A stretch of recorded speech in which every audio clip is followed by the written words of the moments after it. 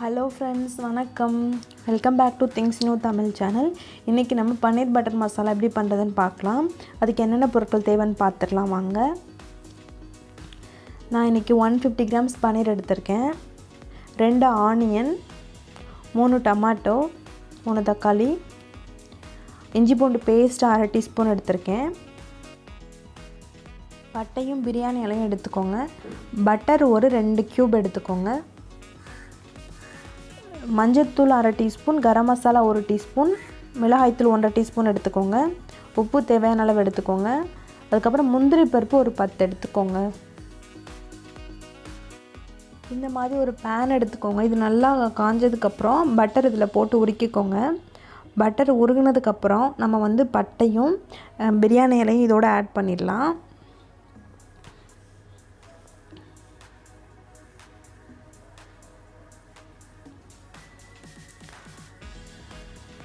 அதுக்கப்புறம் நம்ம வெங்காயத்தை போட்டுடலாம். அதில்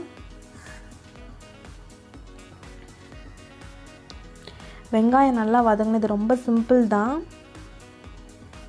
ஸோ ஈஸியாக செஞ்சிடலாம். வெங்காயம் நல்லா வதங்கினதுக்கப்புறம் நீங்கள் இஞ்சி பூண்டு பேஸ்ட் போட்டு நல்லா வதக்கிக்கோங்க. அந்த பச்சை வாசனை போகிற வரைக்கும்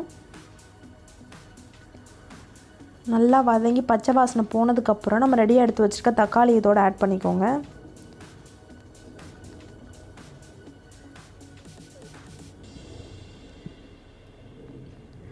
தக்காளி நல்லா வதங்கணும். நம்ம இந்த வதக்குனதில் அடுப்பு ஆஃப் பண்ணிவிட்டு இதில் பாதி எடுத்து அரைக்கிறதுக்காக எடுத்துக்கோங்க.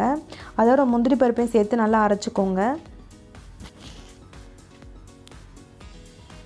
ஸோ முந்திரி பருப்பு இதில் போட்டு நல்லா அரைச்சிட்டு அந்த பேஸ்ட் இதோட ஆட் பண்ணிடணும். அகைன் இப்போ அடுப்பை ஆன் பண்ணிவிட்டு அகைன் அந்த பேஸ்ட் இதோட ஆட் பண்ணிவிட்டு தண்ணி தேவையான அளவு போட்டு கலந்துக்கோங்க.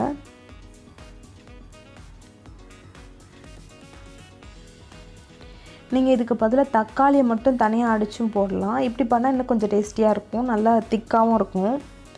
ஸோ இப்போ தேவையான அளவு தண்ணி ஊற்றிட்டு நம்ம மசாலாஸ் எல்லாம் சேர்த்துடலாம். கரம் மசாலா, மஞ்சள்தூள், மிளகாய்த்தூள் எல்லாமே சேர்த்துருங்க. நீங்கள் காஷ்மீரி மிளகாய்த்தூள் தான் அதை போட்டுக்கோங்க, கொஞ்சம் கலர்ஃபுல்லாக இருக்கும். நான் நார்மல் மிளகாய்த்தூள் தான் போட்டிருக்கேன். நல்லா தண்ணி ஊற்றி நல்லா கலந்து விட்டுக்கோங்க. நீங்கள் எத்தனை பேரும் அதுக்கேற்ற மாதிரி வாட்டர் ஆட் பண்ணிக்கலாம். ஸோ இப்போ நம்ம தேவையான அளவு உப்பு போட்டுக்கலாம். பன்னீர் நம்மளுக்கு வேகிறதுக்கு கொஞ்சம் நேரம் தான் ஆகும். ஸோ அதனால் இந்த கிரேவியை நல்லா கொதிக்க விட்ருங்க. அந்த மசாலாவோட பச்சை வாசனை எல்லாமே போகிற மாதிரி நல்லா கொதிக்க விட்ருங்க. இப்போ நல்லா கொதித்து வந்துருச்சு. வந்ததுக்கப்புறம் நம்ம பன்னீரை இதில் போட்டுடலாம். பன்னீரை கொஞ்சம் கொஞ்சமாக இதில் ஆட் பண்ணிக்கோங்க. எல்லா பன்னீரையும் பன்னீர் வேகிறதுக்கு ஒரு 5லேருந்து 6-7 நிமிஷம் போதும். நீங்கள் அதுவும் கவர் பண்ணி மூடினீங்க அப்படின்னா ரொம்ப சீக்கிரமாக வெந்துடும். இது நல்லா உடையாமல் எல்லா பக்கமும் கிளறி விட்டுட்டு மூடி ஒரு 5லேருந்து 6 நிமிஷம் வரைக்கும் வச்சுருங்க. நான் 10 நிமிஷம் வச்சுருக்கேன். சிம்மில் வச்சு 10 நிமிஷம் வச்சு எடுத்ததுக்கப்புறம் இந்த மாதிரி நல்லா கொதிச்சிருச்சு. பன்னீர் வெந்திருக்கும். உப்பு நல்லா சேர்ந்துருக்கான்னு செக் பண்ணி பாருங்கள். உப்பு பத்தலைன்னா உப்பு போட்டுக்கோங்க. ஸோ இந்த கிரேவியை நீங்கள் சப்பாத்தியோடு வச்சு சாப்பிட்லாம், நல்லா டேஸ்டியாக இருக்கும். ஸோ அவ்வளோதான், நம்மளுக்கு பன்னீர் பட்டர் மசாலா ரெடி ஆகிடுச்சு. இதோட நீங்கள் கஸ்தூரி மேத்தி இருந்ததுன்னா அதை மேலே போட்டுக்கலாம். அப்போ தான் ரெஸ்டாரண்ட் ஸ்டைல் ஃப்ளேவர் கிடைக்கும். அப்படி இல்லைன்னா நீங்கள் கொத்தமல்லியை போட்டுக்கோங்க.